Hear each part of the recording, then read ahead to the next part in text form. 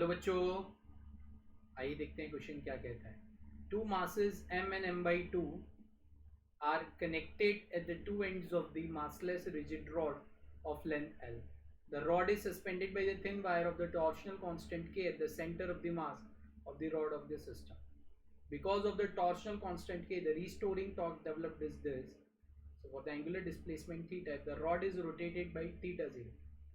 भाई ये सिस्टम दी हुई है, राइट. इसका centre of mass, let us take an example m by 2 distance से, राइट.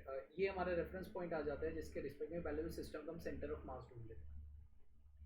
तो centre of mass of the system हो जाएगा m by 2 into 0 plus m into L whole divided by 3m by 2.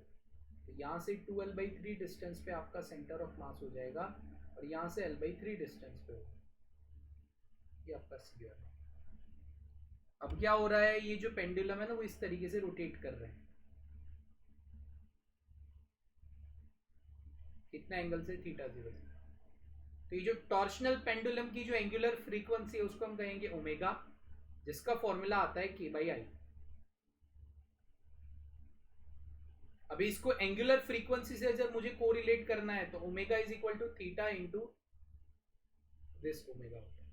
तो omega हो जाएगा theta 0 into I की value M L square by 3 replace कर दे तो 3k by M L square. ना अगर आप ध्यान से देखते हो इस तरीके से तो यहाँ पे जो टेंशन डेवलप्ड हो रहा है वो राइट एक तरीके का राइट सेंट्रीपिटल के बराबर होगा. तो इस m के लिए क्या मैं उसको लिख सकता हूँ m right omega square l by 3. तो वो मैं यहाँ लिख रहा हूँ t is equal to m omega square l by 3. Omega को यहाँ रिप्लेस करते हैं m theta 0 square into under root. Okay, इसका भी स्क्वायर हो जाएगा तो ये अंडर रूट हट जाएगा, राइट. इसका भी स्क्वायर हो जाएगा तो ये अंडर रूट हट जाएगा.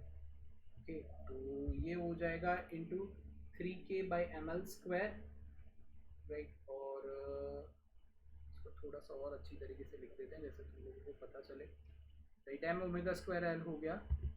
सो टेंशन हो जाएगा m ओमेगा को देखो l बाई 3, इधर ओमेगा को रिप्लेस करते हैं theta 0 square into 3k by M L square. तो mm गया, एक l चला गया, 3 चला गया. तो टेंशन आपका जो बन रहा है वो k theta 0 square by l के बराबर बन रहा है. This is a perfect answer, right. So the third option is a perfect answer for this specific question. Hope so you all understand this, बच्चा जी. Thank you and all the best.